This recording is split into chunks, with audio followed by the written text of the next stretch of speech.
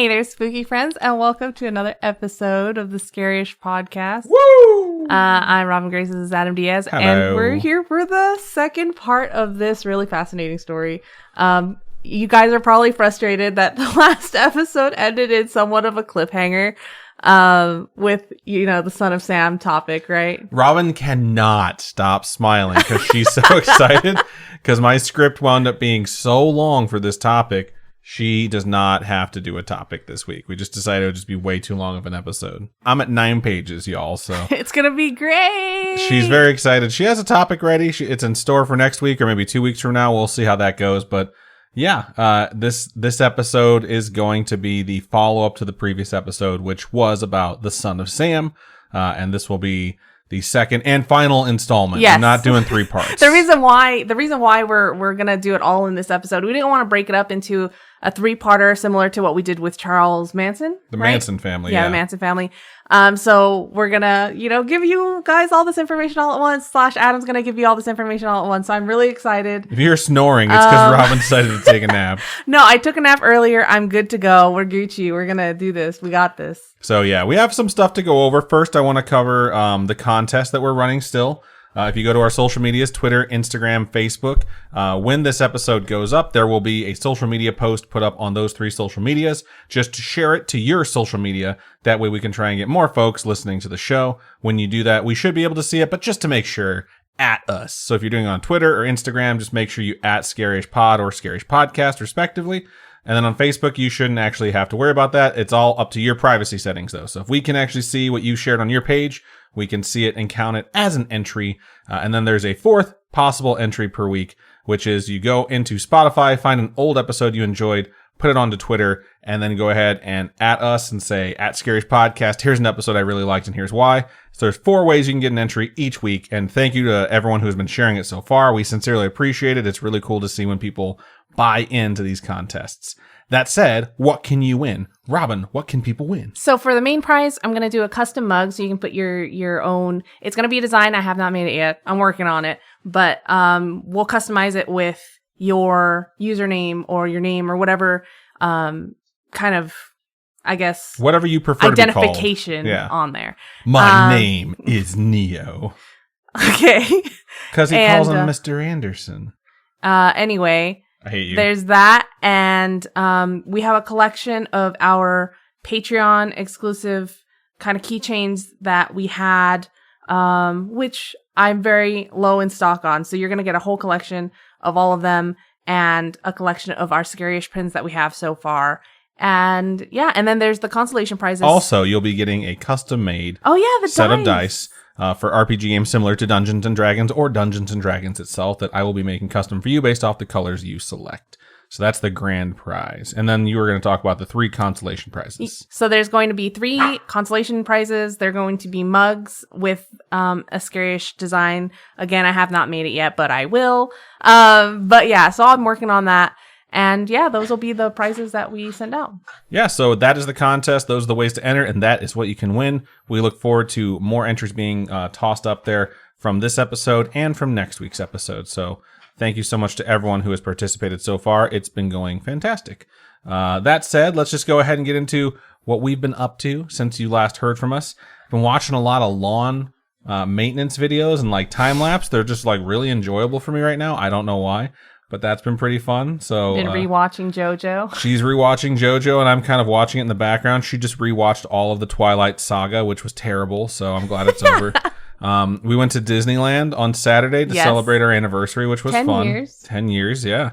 And then we were going on Pirates, which is one of my favorite rides there. I used to not like Disney. I've told this story. I actually told this story on a Patreon vlog that's exclusive content. So our patrons are like, we already heard this. But yeah, I used to, go to Disney with Robin because it's her favorite place. And I didn't really like it that much. And I would get very tired and I'd be like, we should go on Pirates. Because I learned that it's this long ride that has a fairly short line, or if it's a long line, it goes through quickly. And it's air conditioned and it's cool. So in the summer, it's like a really good place to basically hide away from the park. And slowly but surely, I actually started to like Pirates of the Caribbean. And then I started to like the rest of the park. So when we were on it, right before you go on the dip, like the first drop, it gets really dark, and I looked at Robin and I was like, "You ready for an adventure?" And she's like, "Yeah." And then we dropped, and it's totally dark, and then you come out in like the blue light of Pirates of the Caribbean, and then I had an engagement ring right there. I asked her if she would marry me. And I said no. She was like, fuck no. And then everyone turned, and it was super awkward. So I just jumped out of the boat. So this is us telling you that we're going to keep doing the show, but we broke up. So not really. Not really. She said yes. I think she said duh, actually. So I said duh, obviously yes. Yes. So that's how she said yes, which was just super romantic. But so romantic. We are officially engaged. So cool. Good stuff. All right, let's move along to murder. Keeping you all updated on us. Robin's like, I'm over this already. But her hand is very heavy now. So she reminds me of that occasionally because she just starts smiling, which is good. So yeah, that's what's going on with us.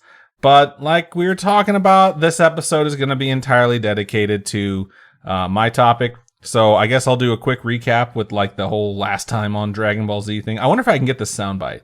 Last time on Dragon Ball Z. If I can find it, I'm going to put it up there. But last time I covered the crimes of the Son of Sam and the victims themselves. I really wanted to make sure I dedicated time to going over each individual attack, the people that were involved, who they kind of were, how old they were, and like sort of what happened. I also covered the city going from like unaware that this was going on to like full-blown panicked, like the full city of New York, to the point where the mayor of New York and the district attorney were holding press conferences to assure the people that they were going to catch the Son of Sam, even though they had no leads whatsoever. The last crime occurred on the night of July 31st, 1977, 2 days after the 1-year anniversary of the first shooting, which took place on July 29th, 1976. But things did change that night, and that's sort of where I left it. I talked about the one guy who got rung up because it took place in Brooklyn and told he was going to be the detective on the case, and he had 14 days to figure the shit out that hadn't been solved in over a year at that point, or else they were going to have to turn it over to the task force that was going after the Son of Sam. So that's kind of where we left it. And then, of course, the witness that saw something that was super important that was going to change the way that this case was handled. So for this episode, I'm not going to call it Son of Sam 2, which you've probably noticed if you've seen the episode title. I'm going to name this one after the documentary I mentioned last time and the conspiracy theory that has been around for about 40 years at this point, called Sons of Sam. So that's what this one's going to be called. Adam showed me pictures, and I am in it. I am fascinated. This one goes deep. You all know how I feel about conspiracy theories, but this one is a bit different. Like, it's called a conspiracy theory for sure. But it's so, believable. There's a lot to uncover. So if you've seen the Sons of Sam documentary, we are going to get into that after I go over, the closing out of the attacks, the eventual arrest, and then we're going to sort of get into evidence that was missed, which leads to that theory. If you've never heard of it before, strap the fuck on because it's going to get wild. One thing I do want to mention, Robin said, do you think that he called himself Son of Sam? Because that's what a lot of troops might have called themselves because they're like the son of Uncle the country, Sam. Yeah, Uncle and Sam, apparently Vietnam War vets and Korean War vets were known to call themselves Sons of Sam on occasion. Really? Yeah. So it's a little bit weird. So I don't think a lot of people made that connection, but I did find on the internet that was something that a few people had posited at that time. Okay. So let's jump into it. So I want to emphasize to you how that city felt, how the city of New York felt on the 30th. July 30th, 1977, because the 29th was the 1-year anniversary. Everyone was freaked the fuck out. They were 100% convinced he was going to strike again on the anniversary. I saw all these interviews when I was doing my research with people on like July 29th or July 28th, where they're like terrified to go out. Everyone was going to stay home. This one girl said he only strikes on a full moon, so make sure you stay home on a full moon. I checked the moon cycles for the 1976 and 1977 against the attack dates. Yeah. Totally not true. Except for the July 31st attack that took place after she said that on camera. That was a full moon. That was a full moon. So I was like, damn, she was right. That's fucking crazy. Because after everyone was relieved on the 30th, maybe we're past this thing. Maybe he's going to stop. He, of course, killed Stacy Moskowitz, I think was her name. And he blinded the guy who was with her, which was the final attack. And people were freaked out. At that point, it was the breaking point for New York. I mean... You showed me scenes from that documentary last night, or was it the night before last night? I don't know. But New York was disgusting. Yeah, at that point, things were so bad. There was so bad. Mountains of trash along the streets. Graffiti on absolutely everything. Mid-1970s New York was an absolute disaster, and this absolutely did not help whatsoever. Weren't you saying it was 3 months of garbage was piled up or something? Yeah, it's something ridiculous like that. Oh my God. But what winds up happening is the New York residents start stating they want the feds brought in. They don't think the New York Police Department has done its job properly. Too many people are dying. They don't seem to have anything that they can do. And that's not exactly true. Like, there were 300 officers on the Son of Sam task force at this point in time. That's larger than most police departments around the country today. Like, 9 of 10 police departments in the United States of America in 2022 have fewer than 50 officers. Wow. This task force alone had 300. Are you comparing it to Police departments across the country? But, like, there are cities Regardless, that only have, X amount of people. They don't need that many people. Whereas New York needs that many and people. 300 of them were on a single task force dedicated to catching one fucking dude. They were planting cops together, like a male cop and another male cop or a female cop. And if there was a second male cop, they gave them a long brunette wig. Wow. In cars, in lovers' lanes, all over the city to try and catch this dude. And they're like, make sure you pay attention just in case he winds up showing up. And he wasn't. He wasn't taking the bait for any of these traps that were being put out. And he still wound up killing again on the 31st and getting away with it.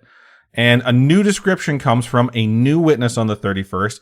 And it's nothing like the other descriptions that have been given. So it's like every time a description is given from a witness, it changes what the Son of Sam looks like. So it's like you're starting all over again. And the city is upset and they feel helpless. So at this point, there are 5 different sketches, all different, like curly hair, straight hair, short hair, light hair, long hair, blonde hair, all that shit. The face shapes look different.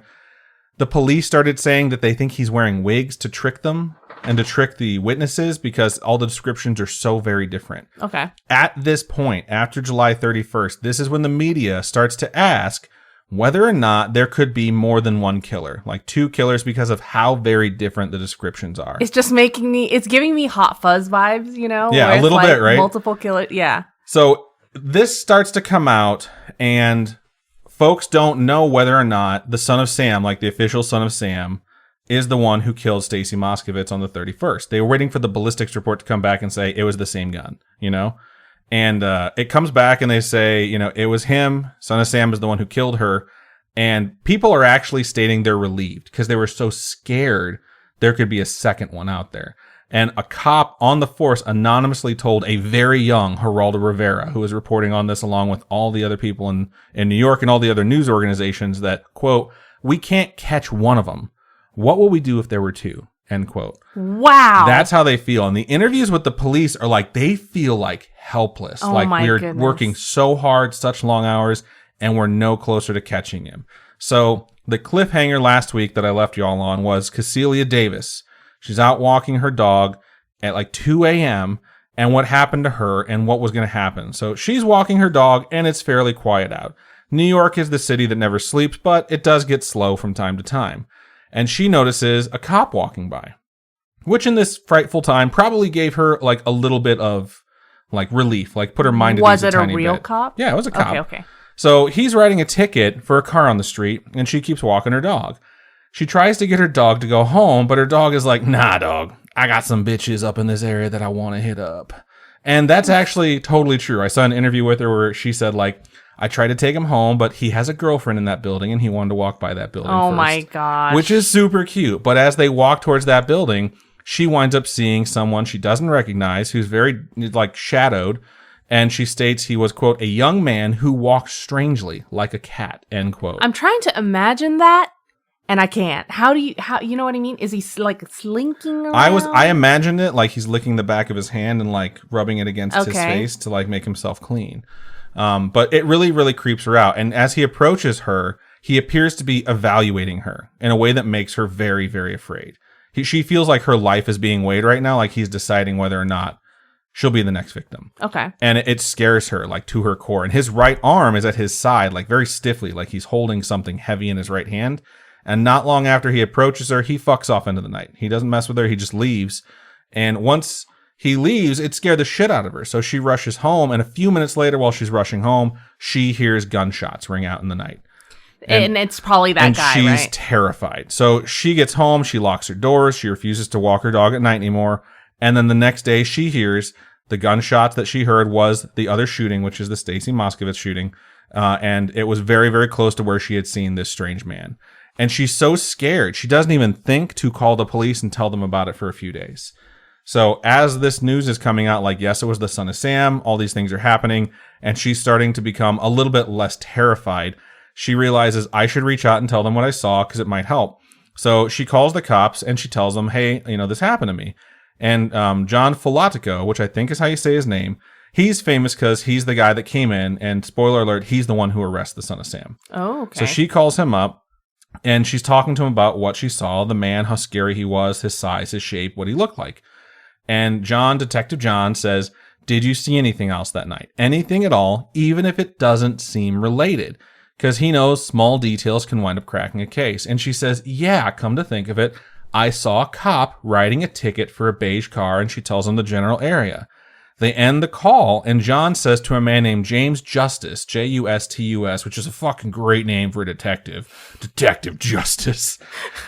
I mean, it's not spelt like justice. Detective John tells Detective James, hey, go pull all the parking citations for the night of the shooting and see what comes up specifically for this area. So Detective James follows up on it, and he finds a citation for a car registered to a person that lives in Yonkers, which is a distance away from where the ticket was received. Yonkers, that's bonkers. I hate you so much. I tried to figure out what area Yonkers is in, and it doesn't seem like it falls into one of the boroughs traditionally.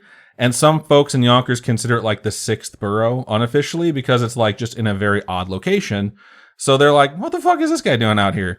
So they call Yonkers PD, and they talk to the dispatcher, a woman named Wheat Carr. And they say, like, hey, we found the citation in our area at this time. Does the name David Berkowitz sound familiar to you? Oh, my gosh. Okay. And the dispatcher says, let me fucking tell you about this guy. Because she was his neighbor. She didn't like him. She thought he was a creep. She said, this dude shot my dad's fucking dog.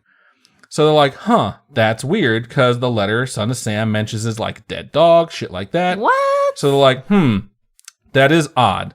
They hang up and they decide, we need to investigate this. And one of the cops says, I think we might have our guy. At this point, though, it's August 9th.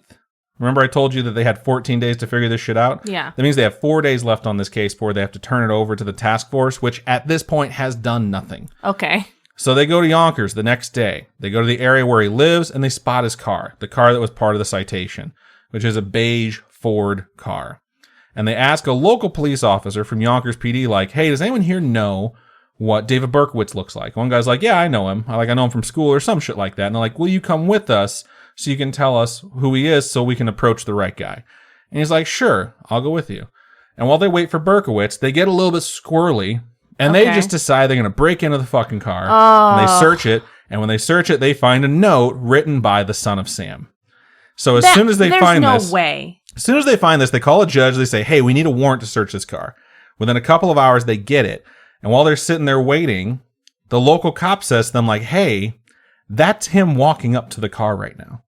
And they already, like, put everything back, went back to their car, and here comes David Berkowitz. So they get out of the car, and they approach him, Detective John and Detective James, and they get to him, and they say, excuse me, are you David Berkowitz? There are so many different accounts about what David Berkowitz said when they walked up to him and said this. One of the detectives who arrested him, that was there when this happened, I watched an interview with him, and he stated when they walked up and they asked him, are you David Berkowitz? He turned to them and said, no, I am the son of Sam, and you got me. Okay. So it's like, man, a very famous tale of like this immediate confession. And then the other story that's very famous, which I think the media took from like later on during interviews with him and said, this is what he actually said because it's creepier, is when they said, excuse me, are you David Berkowitz? He turned to them and said, what took you so long? Okay. And that's all he said. So that they knew they got him. They got an instant confession. And like, according to the legend, it holds up. Like, he doesn't really go back on that. He just states like, it's me. Like, you got me. So he still is like, yeah, that's me. I did it. Yeah. He basically tells them like, finally, like, what the fuck took you guys so long? And that's legit. That's not people making it up. Yeah. This is like, in some variation, he lets them know when they ask him like, are you David Berkowitz? He's like, I'm admitting to it right now. But the note in the car, is it the same writing as the other Son of Sam notes? It's supposed to be. I have not found pictures of this note that they recovered from his car, but they do find the .44 caliber revolver in the car They test it for ballistics, and it does match the gun used in the most recent killing. And they're like, we got this fucking guy. So when they caught him, like, they had to bring him in. They brought him to the station. Word gets around the city. All the reporters here, like, we think they caught the son of Sam. They know where they're going to take him. So they, like, flood the police station, and they bring him in through the front. They park, they start walking him in. All the parents and everything are probably going to go and try and kill him while he's there, well, too, right? all these fucking reporters are there, and they're trying to get him in, and they're all blocking the way. They finally get him in. They take him in the back to be processed. Some reporters start, like, shouting shit, like, how dare you bring him in the back so we can't get pictures of him? And the detectives are all, like, all at the front desk. And they're like, hey, fuck you, man. Like, we brought him in the front. And then another reporter is like, yeah, you brought him in the front. You almost caused a fucking riot and got everyone killed. Like, these people are just screaming shit at each other. You figure bringing in, like, this super notorious serial killer that's been, like, terrorizing New York would provide some sense of relief or calm. But, like, everything is so on edge because the media has been so incredibly critical of the NYPD to this point. So the police make their statement. They say, we think we got the guy. We're going to process him like we need to. We can give you pictures of his mugshots in a few hours, and then there'll be a statement released soon. But we do believe we've caught the son of Sam. There are pictures of them bringing him in. Oh, yeah. There's a video of him, Yeah. them walking this dude in. Yeah. And, like, them being fucking mobbed by the media. And the same day, sure enough, the mayor comes out for a press conference. He announces to the city that they believe they have caught the son of Sam, and the city can breathe easy. That's what he tells everyone. And as soon as the police state, like, we caught David Berkowitz, he admitted to it, he's the son of Sam, they immediately, like, same day in the press conferences, start telling everyone, we caught him because we're the best police force on the planet. We all did a tremendous job. And they start patting each other on the back. But did they? That's what it really comes down to. Okay, so I think that's really annoying that they put them on a time crunch, right? You got 14 days to solve this. Yeah, Brooklyn detectives, you have 14 days before you have to turn it over to the 300 people task force that hasn't done anything with it so far. That is just, like, they can't use all their resources and do a good job because they're all rushing and they're going to just grab the first thing that they can. And interdepartmental cooperation between the boroughs is typically very, very bad, which is what fucked this up to begin with. So David Berkowitz, here's the thing, when they bring him in, he looks nothing like nearly all the descriptions. Maybe one of them kind of looks like him because of the curly hair. Even spokespersons for the NYPD admit that day, yeah, he doesn't really look anything like the sketches. And the original description is most accurate, which has the curly hair, and he's supposed to be short and stocky. He turns out to be 5'8". So they say he's 5'8", 5'9" with the hair is like some joke they fucking make about it. So they also go to say, like, witness descriptions are unreliable. And that's why it's very hard to find someone. And that is not bullshit. That is 100% true. There's an experiment that I've seen that was run on a college class where the professor comes in. She's a professor of criminal justice. She's giving a lecture about witness testimony and how unreliable witness accounts can be. And she has about 100 kids in her class. And like 5 or 10 minutes into the class, someone walks in, looks like another student. He walks in, he has a hat, he has a hoodie, and he walks up to her desk rather than going to one of the chairs. And she sort of stops and turns and looks at him. And everyone in the class turns like, what the fuck is happening? And he snatches her purse and he runs out. And of the 100 people in the audience, like, one person gets up and chases him. And when he gets to the door, there's like a security guard there to stop him from going through. Okay. And as soon as that happens, everyone in the class freaks the fuck out. And the professor's like, everyone calm down. We're in the middle of an experiment right now. Everyone sit down and write a description for the person that just came in and stole my purse. And so they do. And of the 100 or so people that are in her class, I think 3 of them got the sweater color and his hat color correct together. Okay. The rest of them got one of those wrong. And the descriptions vary wildly between like 5'5" and 6'5". And like, they knew he was kind of pale skinned, but some people said like, he looked ethnic, he looked white, he was kind of pale skinned, he had a beard, he had a mustache, he had a goatee, he had no facial hair. And it's like 95% of people were wrong about literally everything. I can't even memorize like the 7 or 8 digit number when they give you the security codes to log into your shit. I can't even remember that 8-digit number and go back to my app or whatever and type it in. Yeah. You know what I mean? 2-factor authentication. Like, I can't. I have to go back and forth. It's only 6 numbers, just so you know. Some of them are longer, okay? Some of them are longer, but I can barely remember that, let alone remember exactly how a person looks that you only see in a flash. And then you're getting distracted by the fact that this other guy ran and chased him. So now you have what he looks like, descriptions in your brain. And you know what I mean? And so you have a lot of stuff going on up there. When traumatic or shocking events happen, your brain, first you get flooded with adrenaline. The second thing that happens is your brain compartmentalizes things because you become afraid and you go into fight or flight response to figure out what you're going to do.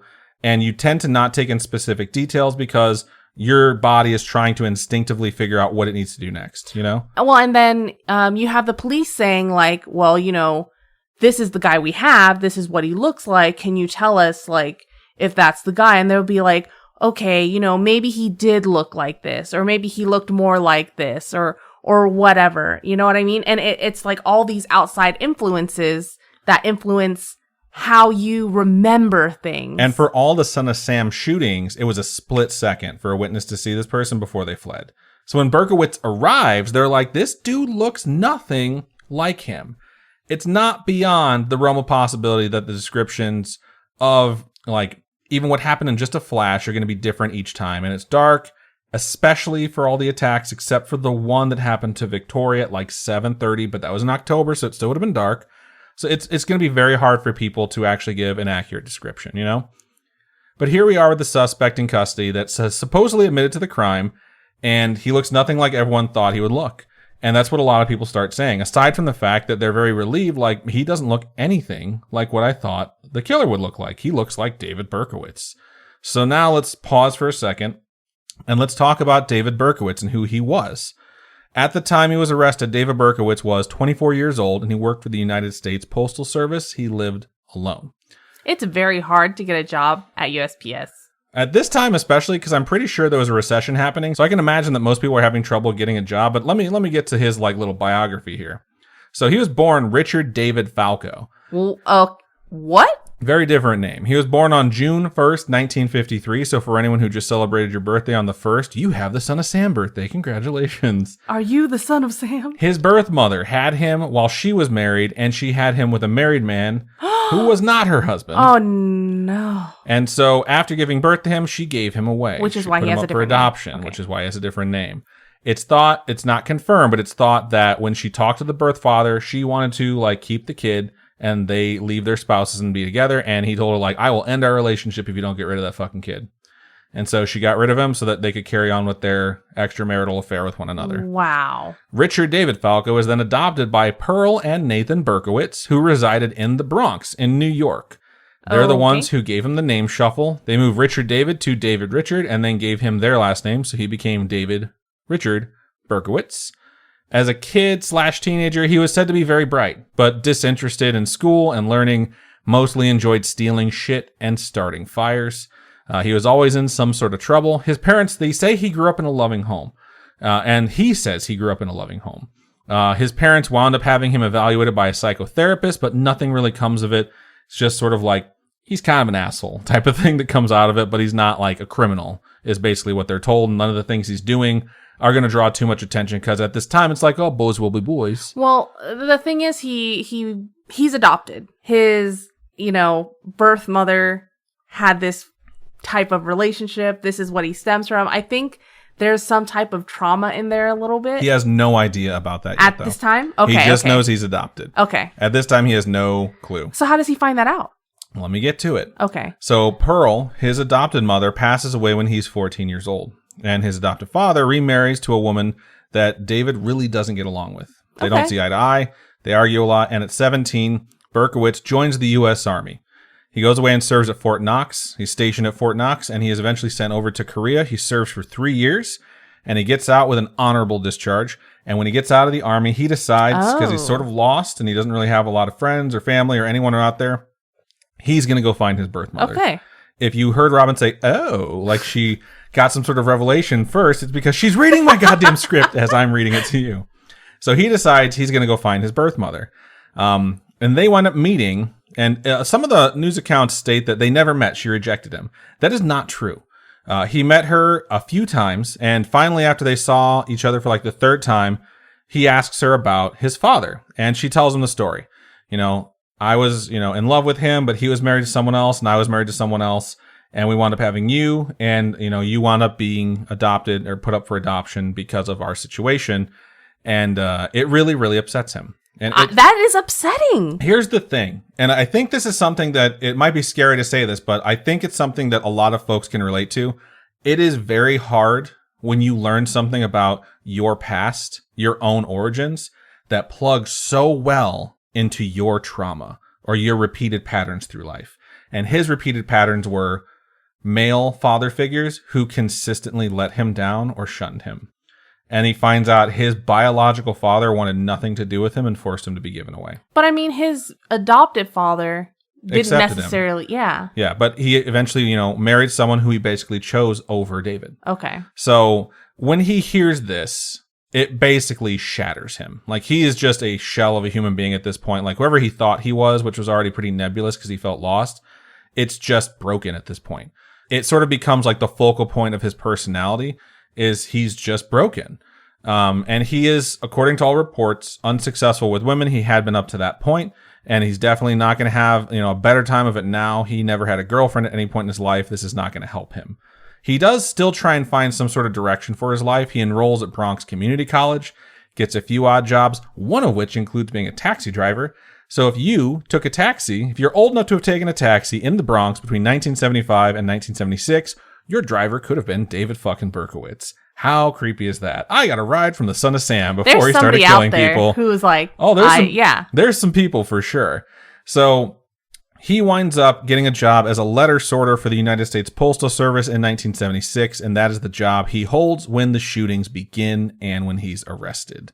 So when the headlights start rolling in, like flash forward to him being arrested, that son of Sam has been caught, and it starts hitting the local news because there's not a 24-hour news cycle like there is now. Okay. You have to wait for the news to hit. Really? People have this palpable sense of relief just wash over the entire city. It's almost like a celebration. And at this point, the police are now being celebrated instead of blamed. Like, they caught the dude. We can all breathe easy. We all feel safer. There are so many interviews with people that look like they're from the 70s.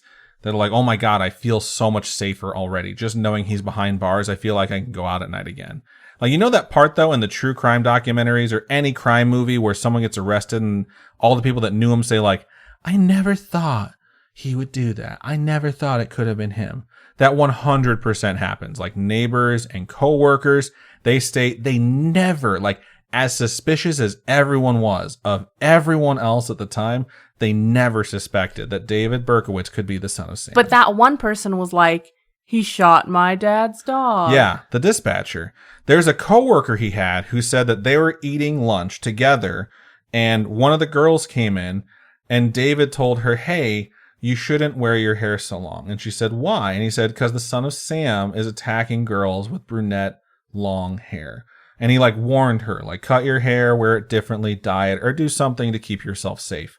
And something about that made him feel like he was showing general concern for this person because he didn't want her to get hurt because he was worried the son of Sam might hurt her. And that came from the son of Sam to another person, Yeah. So when you hear it like that in that context, it's like, was he targeting her? Was she going to be next? Did he care about her and he couldn't control his compulsions? There's a line, right, where it's like he could have said it in a very concerning way, or he could have said it in like a, hey, you better cut your hair. The son of Sam's going to come after you. Or he could have said it because he knew there were other shooters and they might target her. Okay. And he didn't want to see her die. That's where my head went when I heard that, where it's just like, what a fucking odd thing to say. So remember last episode when I said a second letter got sent? There was a murder and he left his first letter and it was directed to the captain of the police force and the person in charge of the squad set out to catch him. The second letter he mailed to a columnist named Jimmy Breslin, who was getting really famous, who used to sell papers because his articles were so famous. He sent him a letter with a bunch of stuff. We decided not to read it because it's pretty long. Yeah. But it mentions what are you going to write on the July 29th this year? And that's where everyone got really scared. Oh fuck, he's going to strike again on the 1 year anniversary. Well, it's really controversial about the way Jimmy Breslin and the newspaper he was writing for at the time handled this sort of shit. Because rather than turn a lot of the stuff over to the police, they decided to just print it. Because it would sell newspapers. Okay. And this is really the launch of the commercialization of trauma, where it's we can sell things through fear. And like, we're going to hype up the killer. We're going to make him larger than life. We're going to just have him on the front page every fucking day. And like, this is the same time where Rupert Murdoch owned the New York Post, which is essentially a tabloid at this point. And they're doing this shit fucking constantly until like he gets caught. And then it becomes all about like the he's been caught coverage style of shit. And it's a very bad time to be reading a newspaper for reassurance that things are going to get better, because they're selling fear at this point. And for those of you who don't know, Rupert Murdoch is the dude who owns Fox and Fox right News. now. Right now. Okay. So this is where he's starting to build his media empire. So the problem with them printing these letters they're getting in the paper is that opens up a whole, window, whole thing where people can do copycat killings now. Yeah. And here's the thing, though. Because they decided to publicize this, which may or may not have happened if they just turned it over to the police, there's a lot of information out there that the public started noticing the police were not following up on. And this is where things really kick off with the Sons of Sam theory. All right. So in that letter, he sends like hints to the police, like, if you're really looking to catch me, here's some other names people call me. And the names are the Duke of Death, the Wicked King Wicker, which is the weakest one by far, the 22 Disciples of Hell, and John Wheaties. And 22? John Wheaties has like a definition. It's John Wheaties dash rapist and suffocator of young girls, which is just disturbing as fuck. They put that in the letter? No, that's what he put in the letter. Yeah. And they published it. Like, everyone sees this letter. Why would that letter have that on there? Why would he write that? He's taunting them. Like, here's what you can try and use to try and find me. Here's names that I go by. So that list of names becomes important because as they investigate Berkowitz now to try and figure out more about him and how things went down, they find out like, oh, okay, this chick said he shot that dog. Let's figure out what went on with that. So when they talk to him, like, we heard you shot this dog. This is where he tells them, yeah, the dog had a several thousand-year-old demon living in him. And that demon's name was Sam. And he was the one telling me to kill. So for those of you who've not like looked deeply into Son of Sam, one of the most famous things about Son of Sam is he got his orders to kill from a dog. You hear that if you watch My Cousin Vinny. Like, that's just what people knew about the Son of Sam. And it's because this small portion, when they're interviewing him, just launches into the stratosphere because of how the fucking media was handling every little detail that comes out of his arrest. Son of Sam says he was ordered to kill by a dog. Demon told him to do it, blah, blah, blah, blah, blah. Well, the thing that gets missed is the fact that the dog, its owner's name is Sam. And not the dog. Not the dog. Okay. So it's like, okay, well, the Son of Sam lives next to a guy named Sam. Maybe we should follow up on that. That guy's name is Sam Carr. And his name, he did not want to talk to the fucking press at all. There's a bunch of videos online of them going to his house to try and talk to them. Doesn't come to the door, tells him to fuck off. He leaves at one point. They catch him leaving. And he says like, oh, I'm not Sam, but he doesn't want to talk to you. Go away. He dodges them every chance he can. All right. Sam Carr. It became thought when people realized like, oh, that's the name of his neighbor. Like, this must be where he got the name Sam. You know, he's a crazy guy. He must have gotten the name Sam from his neighbor. That's why he calls himself the Son of Sam. Still seems kind of odd. Yeah. A lot of questions that people want to ask about this, right? The press picks up the demon dog angle and it just buries this. It just goes away. The police don't follow up on this at all. But the neighbor being named Sam was a huge piece to this puzzle because Sam, well, he has kids and he has a son. And that son's name is John Carr. John Carr's fucking nickname growing up was John Wheaties. Which is in the freaking letter. Which is in the letter. Which is what he says his name is. Okay, Which wait. people in the neighborhood, when they realize this, they're like, I fucking know who John Wheaties is. John Wheaties is this fucking loner, creepy dude whose dad used to beat the shit out of him and lock him in different rooms in the house. In particular, the attic. The fucking second letter said, Papa Sam keeps me locked in the attic. Wow. Which is all in the fucking letter. So at this point, there should be more questions asked. But because no one's really paying attention to this except for people who are reading this in the paper and saying, David Berkowitz doesn't look like the Son of Sam. The Son of Sam actually kind of looks like John Carr. Like that first drawing of it kind of looks like, you know, a curly-haired dude. And then like 3 or 4 of them look just fucking like John Carr. Which we will post on Instagram and stuff so you guys can see it. Disturbingly close. Yeah. And so people start to get a little fucking weirded out about that. And then the other thing that is super interesting that never gets talked about is Cecilia Davis, the woman who busted this fucking thing wide open by paying attention that night. She claimed then, and claims still, that the man she saw that night in front of her that freaked her the fuck out was David Berkowitz. She said, that's exactly who it was. That's exactly who I saw. I saw him. They do a fucking complete breakdown of the timeline. I saw him at 2:33 a.m. standing in front of me. He scared the daylights out of me. The gunshots, based on the parking ticket. Based on the parking ticket. Okay. The gunshots go off at 2:35 a.m., 5 blocks away. There is literally, physically, no way David Berkowitz, if he was in that spot with Cecilia Davis, could have made it to the shooting in time. Yeah, unless he was a flash 2 minutes, or something. 120 seconds, 5 blocks in New York City. He was not the shooter. She insists that. She tells every fucking person that interviews her that. And at this point, because he confessed, the police are like, well, we don't fucking care. He confessed, you know? Yeah. You're clearly wrong. They don't care about justice. They're not going to investigate how it could have happened because they're realizing slowly it'll show that he couldn't have been the killer for that. But he's describing the killings. He knows about the killings, so it must have been fucking him. But it was posted in the paper. He knows intimate details that they did not share in the paper about the killings. Okay. So like, okay, it must have been him, right? The killer supposedly fled in a yellow Volkswagen. It was spotted by a witness at the scene. Berkowitz didn't drive a yellow Volkswagen. He drove a beige Ford. That's the cart that got ticketed. Not a yellow Volkswagen, the beige Ford. The one that led them to him is not the car that fled the scene. Who owned a yellow Volkswagen? They don't know to this day. Oh my God. Because they never investigated it. Oh my God. And the witness that saw him at the shooting, that gave the description of someone that looked nothing like David Berkowitz, every single time he gave his statement, and every time after David Berkowitz got caught, he kept saying like, that's not the fucking dude who shot those two. The guy who shot those two looked completely different. I don't know who that fucking guy is, but he's not the guy I saw. He insists, and he's fucking rude to reporters about it. Like, you guys need to stop saying David Berkowitz is the son of Sam because it was someone else who shot those people that night. But the police thought, hey, we have our guy. We closed this fucking case as soon as we could. The rest of this shit is irrelevant. He confessed. We brought him in. Doesn't matter. But other folks, most notably a guy named Maury Terry, starts looking into this, and they start looking into it pretty deep and following up on the leads that seem to be totally dropped by the New York Police Department. At this point, I will put a disclaimer on this. I told you we were getting down the Sons of Sam rabbit hole. This is where we start to sort of fall into it. This is where Sons of Sam gets to conspiracy theory level, not just here's pieces of evidence that were missed, but it gets pretty intense. There's a detective in the New York Police Department who, during the investigation, during the period that the shootings were happening, he decides he's going to quit his job.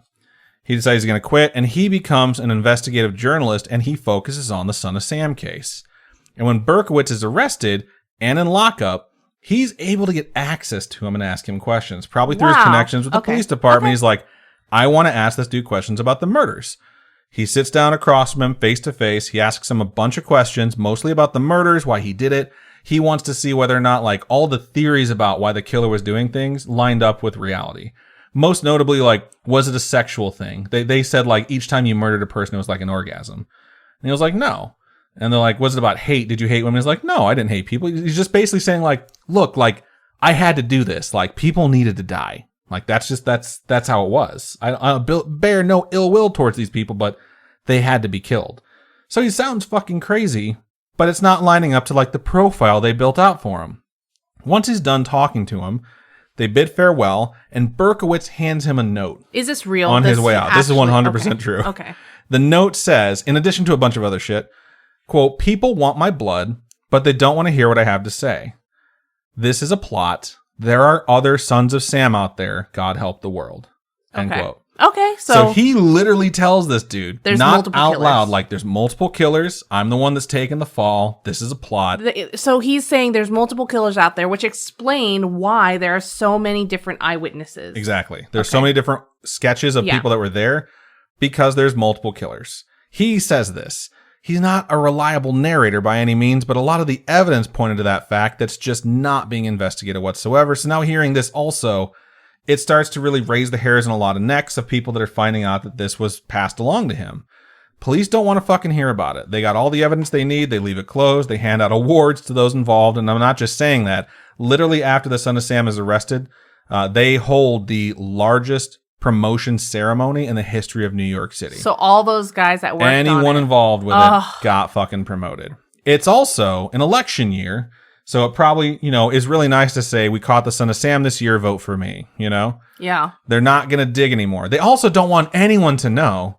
They broke into the fucking car before they had the warrant, which makes every piece of evidence inadmissible. Right. You could have a confession, but if they say he's crazy or he was coerced, that confession gets thrown out, and then the note they found and the murder weapon are no longer acceptable to be put into the trial, which means there's no fucking way he's going to be found guilty. So they're like, we're not investigating this any further. They just keep shutting it the fuck down. And these folks investigating behind their back, who are like web sleuths basically, which are mostly just investigative journalists, they find this path behind the building that Berkowitz and Carr lived in. Both the Carrs. There's one named John, there's one named Michael. And this path is about a mile long, and it leads to this old Croton aqueduct, which is a series of tunnels underneath their particular area. And it's sort of dank and nasty, but it's underground, it's dark. I mean, the whole city at this point is dank and nasty. So. Yeah, it sort of fits a place that loners want to go hang out if they're going to start like forming a little club or a group, and they find mutilated bodies of dogs inside.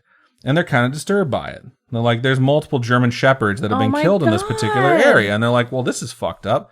So they start talking to people in the local area, and the people in the local area, especially the younger people that are around, Berkowitz's age, they say like, oh, have you checked out the pump house yet? And they're like, what the fuck is at the pump house? Which is just like a place where they pump water or whatever. Oh, got it. Okay.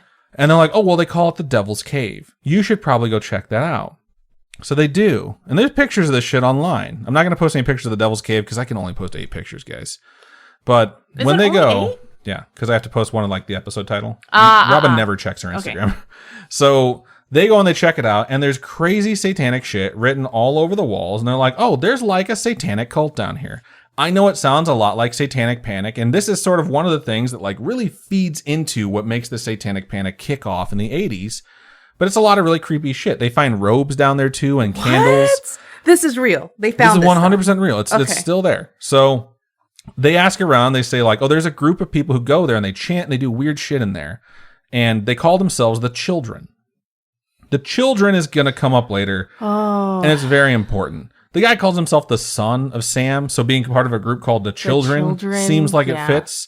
The area is known as the Gutters. And the second letter to Jimmy Breslin, it starts out with, hello from the Gutters. Yo, oh my. So like these things really connect, dude. And the guy running down this theory, Maury Terry, he gets really deep into this. He starts looking up every symbol he finds. A lot of them are from like the Satanic Bible or some like magic books. He sees like this particular symbol that looks super similar to the Son of Sam symbol. And there's like words written around it. And one of them has like, it's like a 10-letter word. And the first 4 letters are Burke, blah, blah, blah, blah. So it's like Burke, just like Berkowitz. Oh gosh. And then like another word, he's like, magic words have power written backwards. And he like flips it over and there's car in it. So he's like, this must be why they used it. So it's like he's really starting to connect dots that don't really connect. And it's starting to sound conspiracy theory-ish. It does. To a lot of folks. Which annoys me because it's like, leave that shit out. You still have solid evidence. You don't need this circumstantial, sensationalized like piece of evidence that makes people afraid. This is more fear-mongering. Yeah. And it's like, stick to the facts. Stick to the things that are actual, tangible pieces of evidence. But he keeps getting further and further down it and starts connecting dots that don't necessarily seem to connect. There is clear evidence that there could have been, and according to many witnesses, absolutely were, multiple shooters and multiple people at these murders. But this fucking obsession with the satanic cult and the satanic panic, which is just about to hit the U.S., it really deviates the path of this investigation. John Carr, who is like suspect number 1 to everyone at this point who's paying attention, he disappears. As soon as Berkowitz is arrested, he vanishes. Okay. So he's gone for a long time, doesn't come back. I think he comes back at one point for months because his car returns, but he leaves again. And before any of the folks running down these leads can talk to him, John Carr dies. He is killed by a gunshot. It's ruled a suicide, and it's all the way up in Minot, North Dakota. Why would he leave right after and then commit suicide? Right? It seems so weird. So let's talk about how he died. How did that go down? So there's a report that there's some people trespassing in an abandoned building. Not shocking. They're supposedly going and hanging out in this fucking Devil's Cave or whatever. So It's not shocking that if he's going up there, he's finding more people that squat in random places. A cop goes out there and is like, knock on the door. They answer. He introduces himself. I'm from the blah, blah, blah police department. And he hears a gunshot. Boom! Freaks him the fuck out. He goes in there. John Carr's girlfriend is standing right there freaking out. He killed himself. She says as soon as he heard he was from the police department, he pulled out a gun and he shot himself. Oh my, that screams like he was guilty for something. And the cop is like, that's pretty fucking weird to kill yourself. Sus. There must be something he was terrified to get arrested for. He must have priors. He must have a crime that he was guilty of committing. He didn't want to go to jail for. He's a cop. It sets off major red flags to him.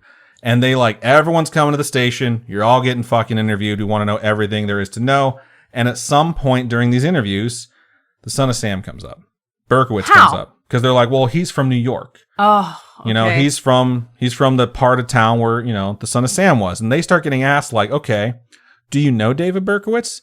And they're all kind of cagey about it, but they're all like, yeah, like we hang out with them. We used to hang out with them. Oh like, my goodness. He's been here before. Oh my goodness. And so it's like, this is really fucking weird. And they like this police department starts investigating this case like this suicide has links to the son of Sam. And there's something seriously wrong here. And the New York Police Department needs to know. So they gather up all this fucking information. And one of the things they get when they're interviewing these people is they find a phone book. And inside it has the symbol the son of Sam used to sign his letters off with. And I will post that. At this house. At this house. They're like, who the fuck drew this? They're like, John did. And it slowly starts to come out. Oh my God. John used to draw this all the time. And so they start asking him, like, when's the first time you saw John draw this? And someone says, before it ever hits the papers, he was drawing that symbol and people saw him do it 4 months prior. So he did it before it even came out in the papers. Before it ever hits the papers. Oh my God. So the cops are like, this is bad. Like, there's something going on. New York Police Department needs to get involved. They gather all this shit up and they send it out to them. They're like, you guys need to hear about this. But they're already like, case closed. We're done. They don't give a fuck. Yeah. They're ignoring everything. And at this point, it's February of 1978. That's when this takes place. The police department ignores this. And then Maury, the investigator, decides he's going to go check this out himself. He goes up there, and as he's interviewing people, someone says, you know, John Carr checked himself into a mental health clinic so he could talk to someone in February of 1978. And they're like, can we talk to that dude? So they go and they interview that guy. And there's an interview of him in the Sons of Sam documentary where he talks about the things that were discussed because it's no longer under patient-client privilege. And he says he came in, he's very agitated. He wouldn't sit down. He's pacing back and forth a whole bunch. And he asks him, like, what's going on? When he finally calms down enough to talk to him, he tells him, someone's trying to kill me. He was convinced someone was trying to kill him. He said, look, I'm in danger. I might be wanted in New York. I'm not sure, but I was friends with the son of Sam. So the guy he's talking to is like, whoa, what the fuck just walked into my office, you know? He tells him, like, I have information the police need to know. He talks about the satanic cult he's a part of, the children. Okay. He says he came to Minot to meet with another satanic group, and he brought his group with them. Oh, my God. He tells him, like, we kill dogs. It's what we do. It's sort of part of, like, not the culture, but, like, one of the rituals we perform. We killed a German shepherd. We drank its blood. And he's telling them all this crazy shit. Which are the bodies they found in the sewers. And they find a dead dog in Minot as well. Oh, and one of the fucking members has a receipt that they confiscate from him where they had a taxidermied ear. They had a German shepherd's ear stuffed so they could keep as a trophy. And so they're like, this is fucking crazy. And then just a few days after he went to this place and talked to them, he was supposed to come back and follow up with them. That's when he kills himself. Oh my gosh. So they're like, what the fuck? And the police department, they finally like reach out to the New York Police Department like, hey, is there anything happening? And the New York Police Department's like, what the fuck ever, Hicks? We're not following up on your stupid leads. Like, they literally state in an interview, like, we were treated like we were a bunch of hick cops. Wow. And they just fucking ignore them. The cops there in Minot thought, after their investigation had completed, that John Carr killed himself to prevent something bad from happening to someone he cared about, like his friend or his family, because he was acting as if he had been threatened, where if for some reason he had been arrested, he was not the kind of person who wouldn't spill the beans. So when a cop showed up at the door, he blew his brains out. You know what there needs to be? You know how there's Once Upon a Time in Hollywood? Yeah. There needs to be a movie similar to that for the Son of Sam. I mean, where they have a cop in New York who is the one good cop who takes Good this co-op. report. I'm not a co-op. Who's the one good cop, takes the report from South Dakota, you said, right? Yeah. And so, North Dakota, but it's fine. Okay, whatever. So he takes the report from them and then, opens all this stuff. So Robin's fictionalizing what should have happened. What should have happened. It does not happen. Quentin Tarantino, hit me up. We'll make this movie. We'll make it happen. I think it needs to happen. So February of 1978 is when this dude kills himself. John Carr takes himself out of the picture. Some dude who is obviously connected to the case. A lot of folks still think he was the actual son of Sam. May 1978 shows up, about 9 months after the son of Sam was arrested. And it's his arraignment. It's where he's going to plead.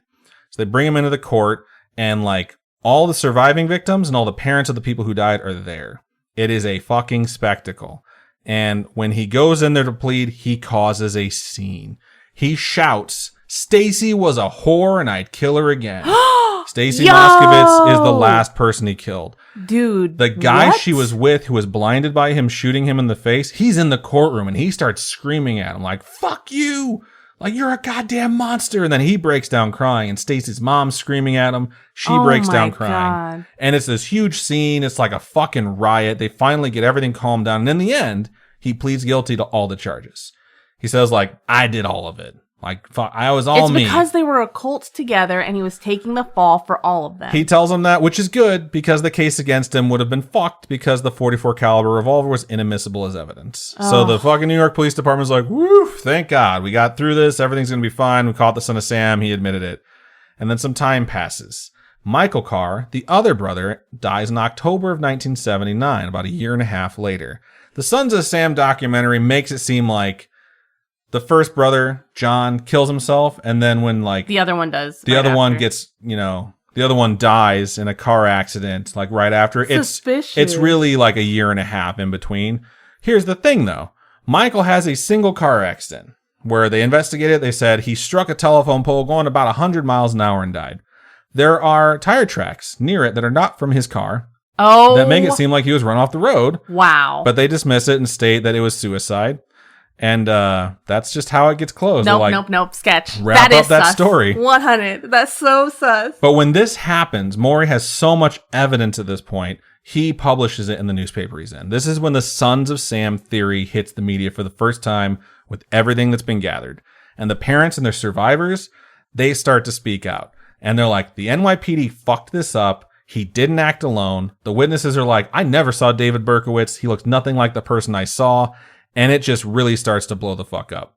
And then the district attorney from Queens holds a press conference. And during that press conference, he states to the media and the people of New York City, I don't think the son of Sam acted alone. I don't think there was one shooter. I think there's enough evidence to prove that there were multiple people that planned it that are still out there. And he fucking reopens the investigation of the son of Sam. What? And the New York Police Department fucking shits. They go out and they're like, fuck you, fuck him, fuck everyone that doesn't believe us. We caught the dude. He confessed. And the DA's like, I don't believe that. There's 3 suspect cars. There's 5 different descriptions. They all have different heights, different shapes, different sizes. This is a quote. Different size of the perpetrator. Somebody else was there, end quote. The New York Police Department responds by refusing to let the district attorney of Queens have any access to their investigation files, evidence collected. Can they do that? Yes, they can. What? Any reports written on the incident or during the investigation, any interviews with witnesses, any intelligence gathered, or anything at all they had gathered during their investigation from July 29th of 1976 to August of 1977 when they closed the case. That's messed up. They tell them, you can't look at a fucking thing. And they shut it the fuck down. They're like, we're not letting anyone look at what we did. We caught them. We're heroes. We got promoted. We're the best. We've been telling everyone we're the best. We're the best. How fucking dare you? The DA decides he's going to interview. The DA. He's like, I'm going to interview that dispatcher that told the cops, let me tell you about David Berkowitz, because her name is Wheat Carr. She's the fucking sister of John and Michael Carr. Her name sounds really fake. And he sits down with her, and she is on fucking tape stating, I just want to tell you the truth, even if it means it proves my brothers are guilty. I just want to tell you everything. She admits to the satanic cult. She admits they were members of the children. She admits how fucked up the children were. They were into some deep, dark shit. She tells him fucking everything. To the DA. To the DA So of this fucking is like Queens. this is like recorded. This Yeah. is in his like. If you watch the Sons of Sam documentary, they have this recording in there too. This is why this conspiracy theory is one I'm like, I'm going to cover this. So turns out there is a very long connection. Someone does some really good research on the internet here, and this is all backed up by like history, but this is essentially what winds up happening. I'm going to give you a history of the children, okay? This is where they fucking come from. About 10 to 20 years prior, two people meet in the Church of Scientology. And they fall in love. Like, hey, cool, we're both learning about our Thetan levels and our Tom Cruises or whatever. I don't fucking Scientologize. But they fall in love. But they're like, this church is not cataclysmic enough for us. So they split off. They go to the UK, which is where they're from, and they form their own church. It's called The Process. The full name is The Process Church of the Final Judgment. And they decide they're going to send out missionaries to try and convert people to the Process Church because they want people to believe what they believe. What they believe is the end of the world will happen in our lifetime. Okay. They not only believe that, they believe that people acting in ways to bring about the end of the world are doing God's work. Which sounds eerily familiar to a lot of the shit crazy people believe nowadays because people have always wanted to see the end of the world in their lifetime. You know what? Since Y2K, man. People get sent out to the United States. They wind up all over the country. One of the places they focus on is Southern California because there's a lot of people who are familiar with Scientology. They think they can recruit or convert. They wind up having a place directly next to a guy named Charles fucking Manson. Whether or not Manson gets ideas from them or vice versa, it is not known. So okay, but they're recruiting in the same area and they know each other. The Manson family, aren't they called like the children too? They're called the family. Okay. Yeah, still very similar name. Some guy writes a fucking book after Charles Manson and the Manson family go on their killing spree, and he talks about the process. He talks about how crazy this fucking church is, how they're like a religious splinter from the Church of Scientology that's like significantly dangerous, and how Charles Manson was there with the leader of the process when they went to a fucking party at Phil Spector's house. Like they were Phil both Spector there. Again? He was just a big player in the Charles Manson thing. Okay. So that comes out, it gets pulled. They get sued by the Process Church. Okay. They get sued and the publisher's like, we can't afford this lawsuit. They will sue us into fucking oblivion. They have means.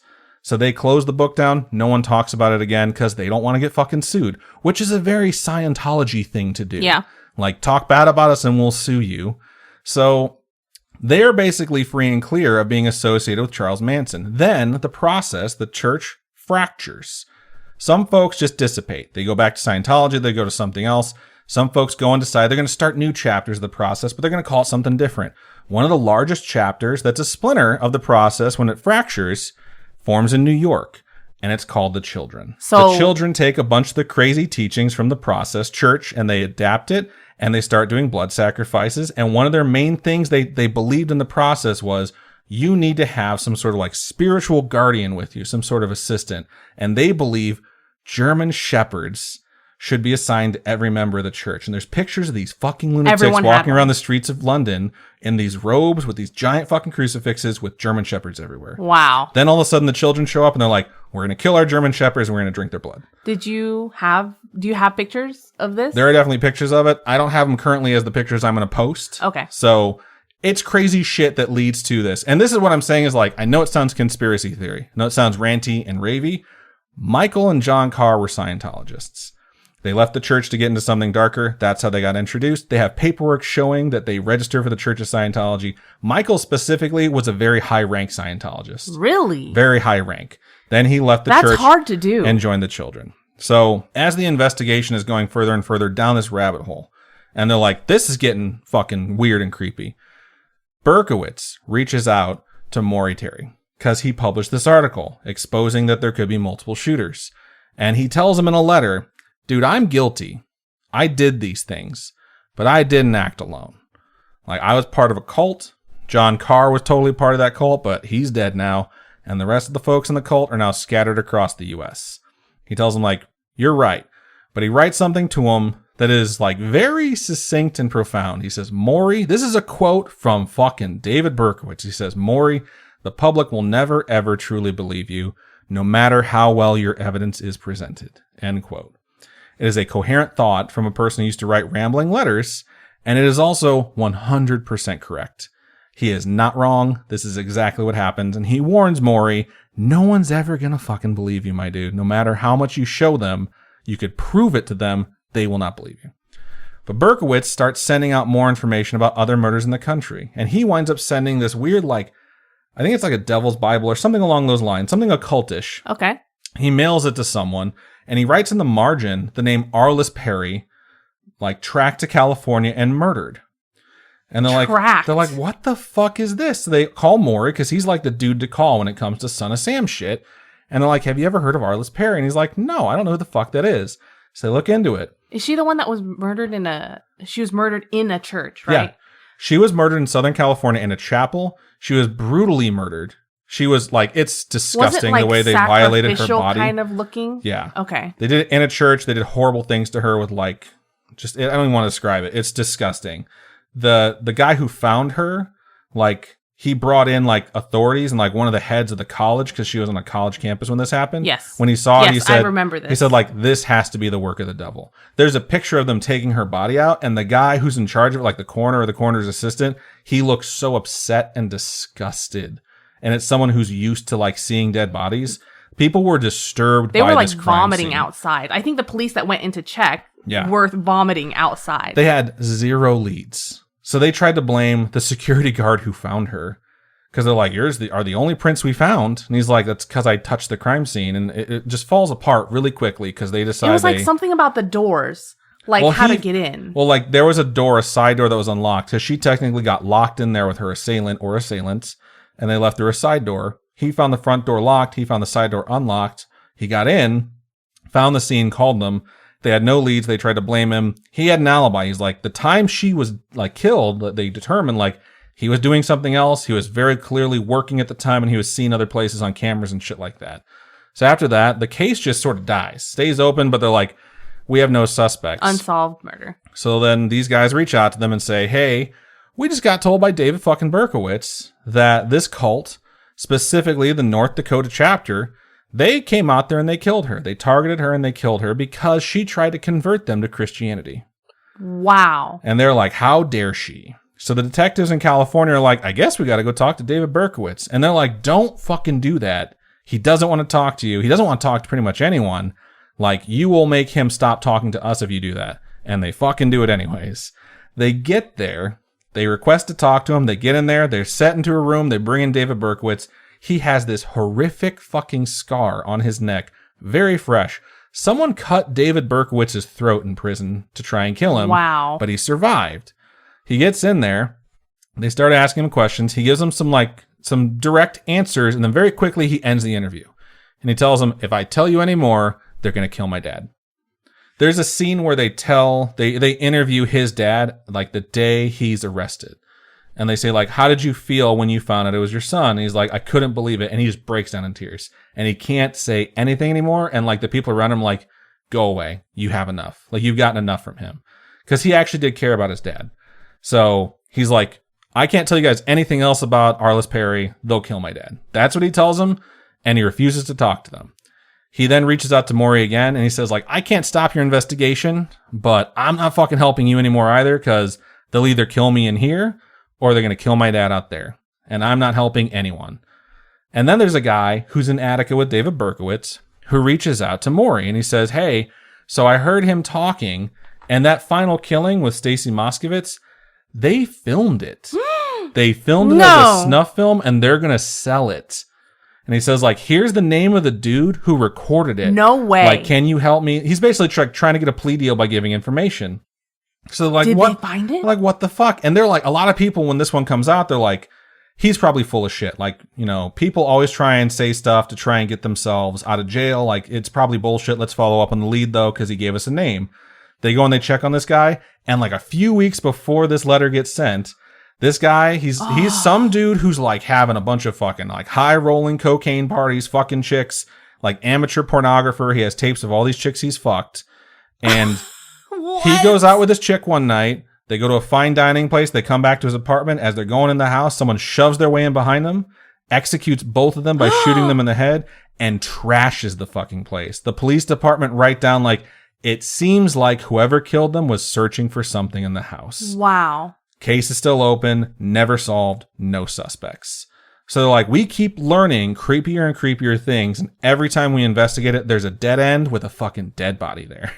So it's getting like creepier and creepier, and it's just fueling this fire within Maury that it's like, there is some form of conspiracy going on, and there's like a group that's trying to keep the truth from coming to light. That's just horrifying for me to the fact that like everything seems to be falling in a way where, though this sounds very conspiracy theory like, it is believable. Yeah, dude, and it's fucking creepy. And this is the thing that sucks though, like Maury at this point becomes completely obsessed.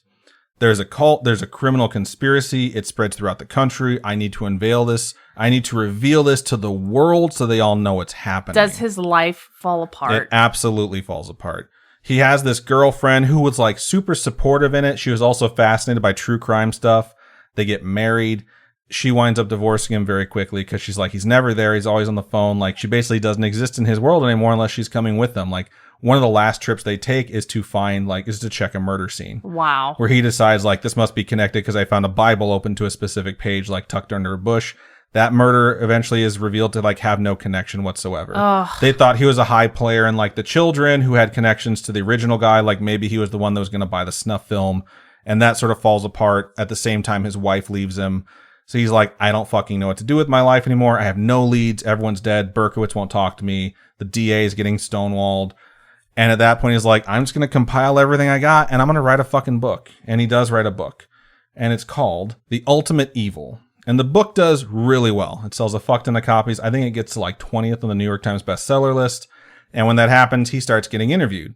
He gets interviewed by a lot of like serious places about like, you're still doing investigations on the son of Sam. You insist there was multiple killers. A lot of the families start getting interviewed again. And it's really sad seeing these interviews go from like 76 to 79 to like 86, 87-ish. Because they're all getting older and older. And you can just tell like their hearts are still totally broken. And he becomes like a pseudo celebrity because of this, because satanic panic has hit. And he's selling this story about a satanic cult that is responsible for the Son of Sam killings that might be connected to the Manson family. So it's like feeding into this fear that everyone has of like, there are satanic cults everywhere. I saw a fucking talk show where they're like, we estimate that there's 2 million people involved in satanic cults in this country. They're everywhere. They're in every high school in America. Like, just freaking everyone the fuck out. So he slowly goes from like legitimate interviews to like sideshow talk shows where it's like, we have Maury Terry here along with an actual witch and like someone else. And like it starts to like damage his credibility. And so he slowly starts to fade from the public eye again. And then it's the 90s. Then it's the time where I'm like, I'm a kid at this point. Like I could have known that this was happening because I'm alive and I'm sentient at this point. I'm not like a fucking 1-year-old shitting my pants. Like, it's weird to see that this story is caught up to the time where I'm not just alive, but I'm paying attention to the world. And this dude from the police department, he is going and visiting with people who want to convert to Christianity. And that happens a lot. There's people that decide like they want to learn so they can like meet with college professors and shit like that. And there's some people who decide like, I want to like take on a faith and they can meet with a priest. This guy consults with the New York Police Department and he goes and visits people. And he doesn't tell anyone, but he's been visiting with David Berkowitz for years. And he's slowly come to convert to Christianity. And at some point, he tells him like, hey, there's this book about, you know, some of the stuff that really drove me back to Christianity because I've been so afraid in prison. Like, it's written by this guy named Maury Terry. And so this priest is like, oh, cool, I'll pick it up and I read it. And he picks it up, he reads it, and he calls Maury. And he's like, I just want to let you know, like, I thought your book was fascinating. And I want to tell you, like, guess who I had dinner with the other day? David Berkowitz. How do you have dinner with someone in jail? Because he's going into the jail to meet with them. So he tells Maury that. And at this point, Maury is still, you know, deep into his investigation. It's taken over his entire life. He has nothing else. And Maury's like, do you think he'd meet with me? And he's like, yeah, I do think he'd meet with you. So they set up this thing where it's like, Maury is going to go talk to David, the son of Sam. Which he has before. And they're going to record it. They're going to do an interview. Okay. So they go in there, they record the fucking thing. And this thing is like, if you watch this, it's kind of jaw-dropping. It's shocking. Because he goes in there and David Berkowitz is like, if you saw this guy, you'd be like, oh, he's someone's weird uncle. You know, he's very polite. He's very nice. And Maury really wants to talk about the case. And David is very uncomfortable with talking about it. He tells him at some point at the beginning, like, I don't really want to talk about it because I don't want to remember that stuff anymore. But he reiterates, like, I am responsible for these things. He's trying to become a better person. He's completely aware, but I don't think he thought he was going to be asked about all of the conspiracy theories that Maury has developed at this point, most of which are, you know, probably pretty accurate. But Maury just sort of like plows ahead, and he's like, I'm gonna talk to you about this stuff because I want to know. And he asks him like some open-ended questions, which are done well, which is like, were you alone? You know, how did you get into like certain things? And he brings up the cult, and he tells him like he didn't do things alone. And he's like, I want to go over the killings. And David says no. And he sort of circles back around to it and just brings up the names. And he asks him like, did you kill Donna? She's the first person that was shot. And he tells him, yeah, I did. He says, what about Carl and Rosemary? And he says, no. And Carl's the witness who said it wasn't Berkowitz. He never thought it was Berkowitz. And he says it, and it winds up on television, and Carl's like, motherfucker, I knew it. Like, this confirms it for Carl. He says, what about Joanna and Donna? He shakes his head. He's like, that wasn't me. He's like, what about Christine Freund and the person she was with? And he says, it wasn't me. He says, what about Virginia so-and-so, the one who was killed by herself? He says, that wasn't me. And he says, but I was there for all of them. Because they did these together as a group. What if it was like an initiation thing where each one is different, but they're all there together? I think they're all participating because they're all part of this thing, is what the theory is, and that they're covering for each other in some way, shape, or form. He asks him about Valentina and Alex, and he says, that was me. I think that's the one where the note gets left.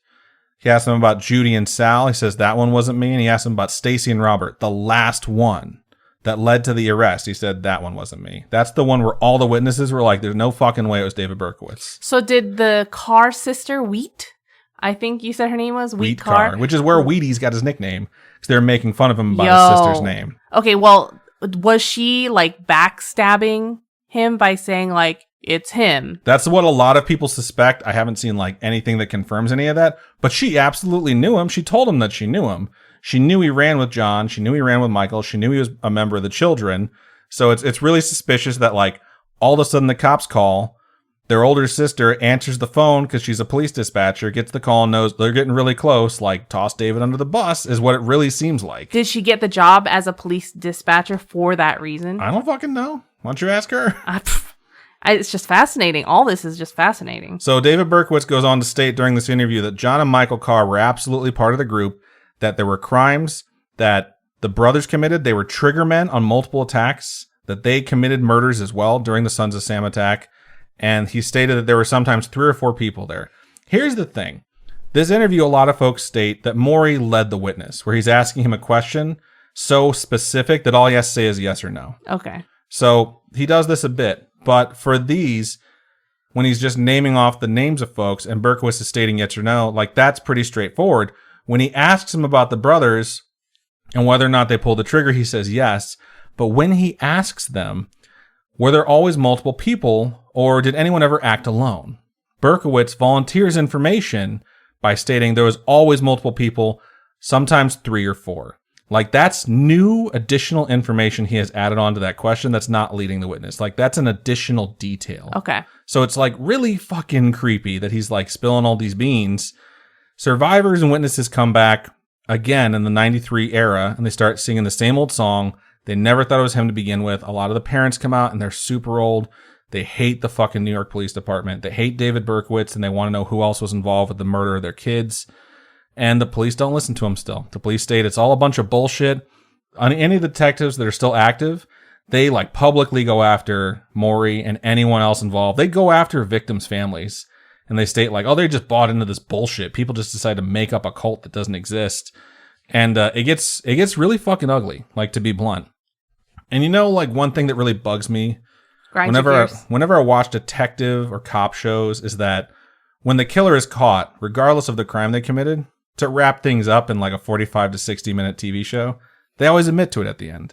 Like, oh yeah, I 100% did that. And that shit is so rare in real life, except in like certain cases with certain types of crimes. I know we've talked to like people who have worked like SVU, And those people, when they're caught, like kind of want to confess because they kind of want to be caught because they know they're sick. Yeah. But there's a lot of cases where people won't admit to stuff and they will lie through their teeth about it. I have watched a lot of, when they are interrogation videos. I watch way too many of them, to be honest, but I watch a lot of interrogation videos. There was one I saw where it was a cop who was, he ended up getting arrested for child pornography or something like that.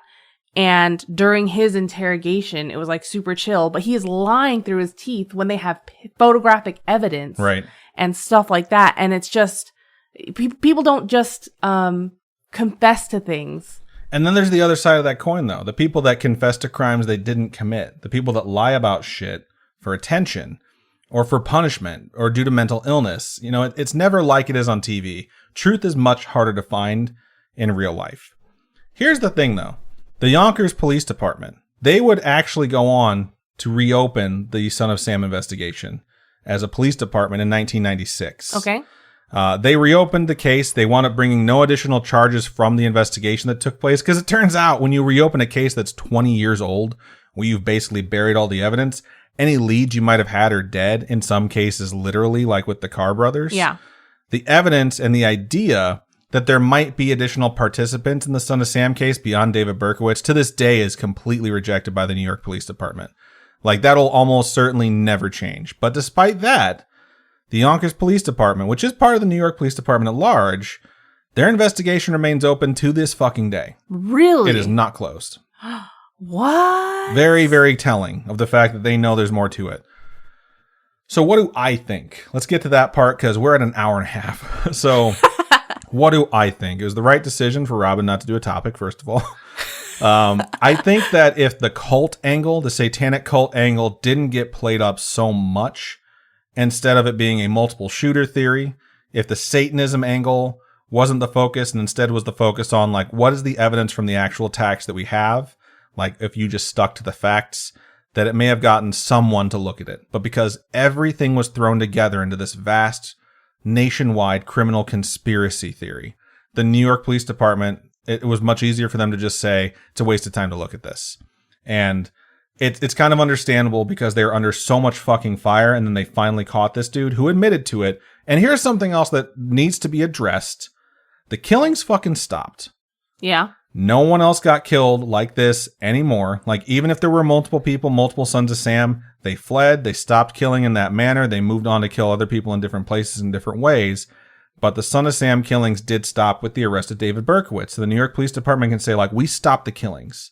And that is something that they're very proud of. So when people bring up conspiracy theories about it, they take it very, very deeply personally. I can see that. I can see that they stopped the killings. They did not catch the culprit. They did not find 100% justice, but they stopped. And there's a saying, some justice is better than no justice. Yeah, I could see that. And, you know, that's not fair to a lot of folks that are on the no justice side of things. But, I mean, there's also this thing that I want to bring up, okay? It's this problem-solving principle that I learned about on The Simpsons when I was a kid. Okay. Called Occam's razor. Oh, okay. You learned that from The Simpsons? Yeah, Lisa's like, there's this panic in the treehouse at some point, and Lisa's telling everyone, like, they're acting like idiots. She's like, have you ever heard of Occam's razor? And they're like, no, what's that? And she says, you know, the simplest explanation is usually the best one. That's exactly what Occam's razor is. And so, like, what it means is that most often, whatever you think is the most likely thing to happen, or whatever objectively is the most likely thing to happen, is the solution. And I think a lot of police operate on that principle. But when you believe too much in this as an absolute, you miss the fact that Occam's razor does allow for things to happen on the fringe. They happen rarely. It's not frequent. If you believe too much in the rule, you become blind to the exception. And what's kind of crazy to me is that with the evidence that does exist, that did exist then, it's not really that much of an exception to say that there were multiple people involved. I sincerely believe if the police had paid attention and focused on the John Wheaties thing in that letter that got sent, and someone had been like, oh, I fucking know a guy named John Wheaties, and they started investigating him instead, I believe that in this moment, I would be telling you a story about the Son of Sam named John Carr. And we would be talking about a conspiracy theory about how this guy named David Berkowitz, who is his neighbor, could have been involved. The whole giving them a time limit thing, I think, really affected that. Was just for the Brooklyn guys. But it's just... Who were the ones that kind of cracked the case? But it's just something where it's like, that's why it was simplest explanation. Just go with that. That's why they broke into the fucking car. Yeah. Because they're like, we don't have enough time. We need to catch this dude and stop him. So also, it makes more sense for the son of Sam to be someone who's literally the fucking son of a guy named Sam. Yeah. So it's just like, that would hold more water. Like, that makes more sense David objectively. Berkowitz was in the military, so... I mean, he could call himself that. And he did go to Korea. Like, he was a soldier, so... The last thing I'm going to say, and we're going to wrap this up, is that there is a fundamental psychological pattern human beings follow that does explain why, in a lot of cases, people absolutely refuse to accept new information. And it's called anchoring bias. This is very real. And you will notice this with anyone that you pay attention to, and possibly even yourself. And this means, in a pretty simplified manner, that people tend to believe the first thing they hear. The first thing they hear is the thing that they have a bias towards believing, and they'll stick with it. It's a defense mechanism where, even if the second piece of information you get is more credible, you have a natural tendency to be unwilling to accept it, as it simply wasn't the first thing you heard. You're defensive. You're almost possessive of the first thing you heard, and it's just this natural reaction that you have. It's why the way people subscribe to specific news networks and refuse to hear anything from a different news network has caused such a schism in the United States population today, because people want to believe the first thing they hear, so they go to the source of news that's going to tell them something that confirms their already like political bias or political prejudice. I think part of it too is you're embarrassed to know you're wrong. Yes. This is where that stems from. This is why you can't say like, oh, I was mistaken. Oh, I'm happy I learned something new today. People don't want to say I didn't wrong. know that. It's so hard for them to adjust because it means that they're wrong. And if I could be wrong about this, what else could I be wrong about? And it's like, that should be something you aspire to be like, what more can I learn today? But because of the anchoring bias, it doesn't happen a lot. That said, it's worse when a person is, by nature, very stubborn. And there's a lot of folks who wind up in law enforcement who are stubborn as fuck, to be blunt. I have a lot of cousins and uncles who are in law enforcement. I know you have a lot of family who are in law enforcement as well. I can 100% confirm that from a personal standpoint, that all my family members that are in law enforcement are stubborn fucking people. That's just the way they act. And I'm a stubborn fucking person too. So maybe that's just in your blood. I mean, it's in your blood too, so fuck you. So in this particular case, it's not just anchoring bias or the stubbornness. It's being told you are wrong. And it triggers such a defensive, visceral reaction from some people. Yeah. And this case was so very emotional for the city of New York. The police officers don't want to be told they're wrong. No, especially when it's like, we fucking caught the guy. The guy's admitting to everything. He knows all the details. They weren't wrong. They just didn't catch them all. Yes, they weren't completely right. If you believe in the Sons of Sam theory, there's no cooperation in following these leads because these boroughs don't work together. The killer needs to be caught, and they caught the killer. That's what they know. Case closed. We caught the killer. I don't want to hear anything else about it. And in the end, the killings stop, and they decide, like, the proof is in the pudding. No one's getting killed anymore. The city doesn't have to be scared anymore. We made the city safe again. Yeah, the Son of Sam killings officially came to an end on August 10th, 1997, when he was arrested. July 31st, 1977 is the last time the Son of Sam killed, or the Sons of Sam killed. And without the New York Police Department, that simply wouldn't have happened. No matter how much you can look back on this and say, man, they fucked this up. If they weren't around, he probably still would have killed a lot more fucking people. And he might not have been caught. He might have just switched to a different city because he was expanding further and further out the more they were looking for him. And I do think it's incredibly likely, in my personal opinion, that multiple shooters worked together. There were multiple people there. I think David took the fall because they all probably agreed beforehand if one of them got caught, they'd take the blame to protect the rest. And I also think it's entirely possible that it was just him. I think that theory is also equally as credible, if not more so. And because he's a fucking sociopath, he knew that he had the power to just write a letter to a few people and set the fucking world on fire again. He knew that the Son of Sam, or the Sons of Sam, regardless, had close to 10 million people living in fear for over a year, man. That city was terrified to go out at night.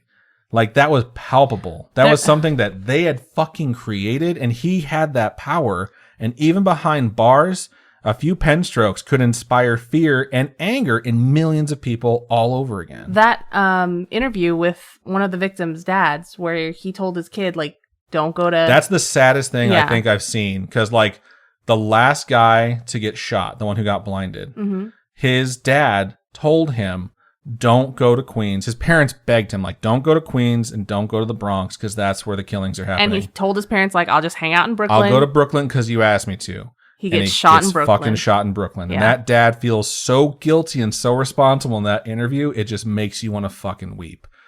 And it's why I sincerely think that it's, you know, it's also possible that it was just fucking Berkowitz because he was just playing a game with people because he's locked up and he still wants to fuck with people. He could make stuff up. He absolutely could. And he knew, like, and that's the other thing too, like, the investigation into this is so influential in the development of the Satanic Panic that, like, David Berkowitz has a massive hand in the hysteria that carried over and became nationwide in the 1980s and early 1990s, where people are like, everything is a satanic cult, you know? Yeah. Like, if it was all just shit he was making up, where he just knew details of other murders because he was in prison listening to people talk about killing people, and he just wanted to write a fucking letter that would connect more dots that don't connect, like, that could have been happening too. You just don't know what it is. Just certain things about this case. Things like John Carr matching these pictures or Michael Carr matching one of those pictures, and like there not being a lot of descriptions of David Berkowitz, like they're very fucking suspicious. And the way things played out, I think if this happened again today and it was investigated differently by people that had more means and like less fear involved, they may have been able to come to a more accurate conclusion. But again, we'll never really know. I sincerely hope this never happens again. Like, let's hope history never repeats itself because who the fuck knows what kind of fear this shit would inspire nowadays, man? I mean, there's so many murders every single day. It's just I think these days it's a different world. It's so common. People are desensitized. It is a different world. It's just... And because there's a 24-hour news cycle now and you constantly hear about all the crimes that are happening, that they're not just trying to figure out what to fit in a single hour.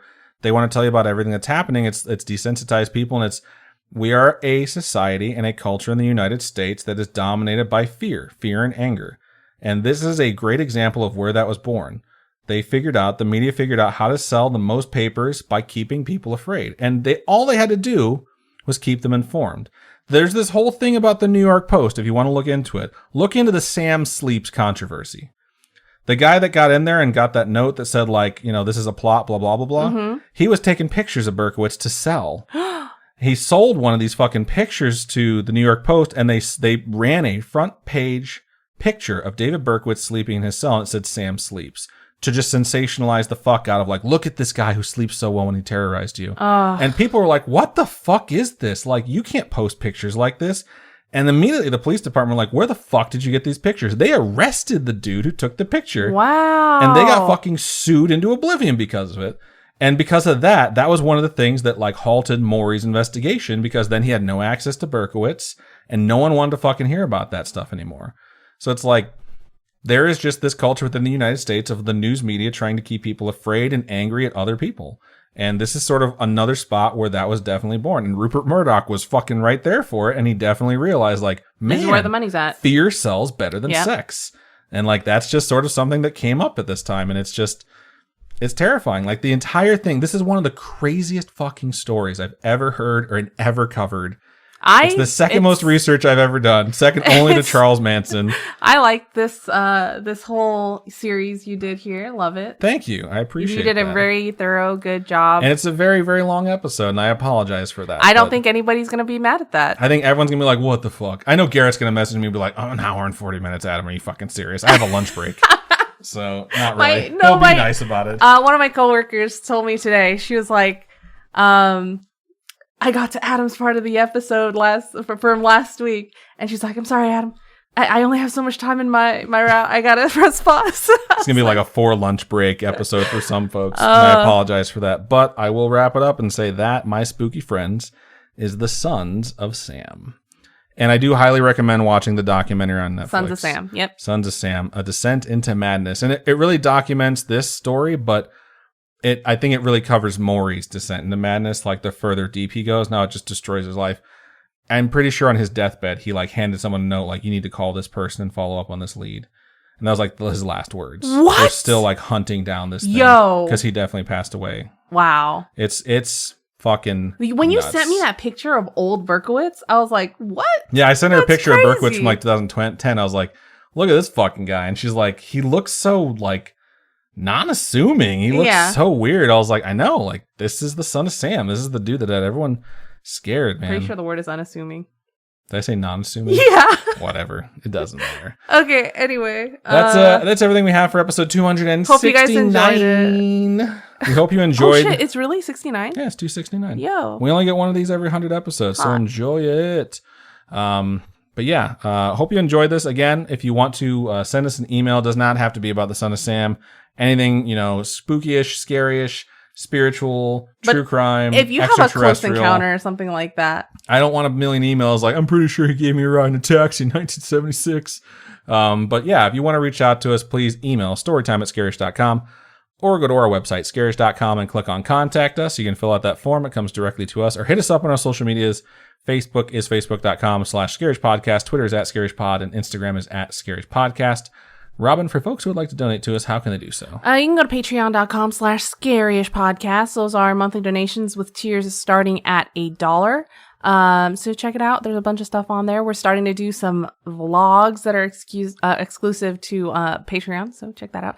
You can also go to ko-fi.com/scaryish podcast. And those are one-time donations if you're not into the monthly thing. I think the next vlog I'm going to do is going to be covering sources Okay. that we use, because I'm not sure how many folks think I wonder how many Google tabs they have open. For this one, it was close to 60. And I had a bunch of Internet Archive books open for David Berkowitz, The Son of Sam, Maury's investigation, and the Netflix documentary. So it's it becomes slightly obsessive when we cover some of these topics. If you look at Adam's freaking internet browser, it's triggering for me because I will literally tell you right now how many tasks are open from Google Chrome based off the task manager on my computer. 61. 61 plus Another 10. Yeah, that's how many I have open right now, and I closed a bunch of them that were specific to the victims from last week. Yo. So it gets intense. But yeah, I'm going to cover that in our next vlog so folks know, we don't have anywhere where we cite sources, but assure us we're not reading you a fucking Wikipedia page. We're doing some serious research on these things. So. You probably more than I. For sure. Because I try to do a lot of more haunted, I tend to have a lot of questions pop into my head, and I have to have them answered in that moment, and a lot of them lead fucking nowhere. So, but I do try and have those extra details in case someone has those same questions pop into their head. Nice. That's very thoughtful of you. You're welcome. But yeah, that's everything we have for this episode. Thank you so much for listening. We appreciate all of you. Thank you so much for the support and the encouragement. When I was doing this episode, I wasn't sure if people were going to actually enjoy it. So the people reaching out from the last episode, I can't wait for this week. Well, here it is. Your earballs have been filled. We hope you enjoyed it, and that's everything. So, Robin, why don't you go ahead and sign us out? Keep on creeping on, and we'll talk to you guys later. Bye-bye.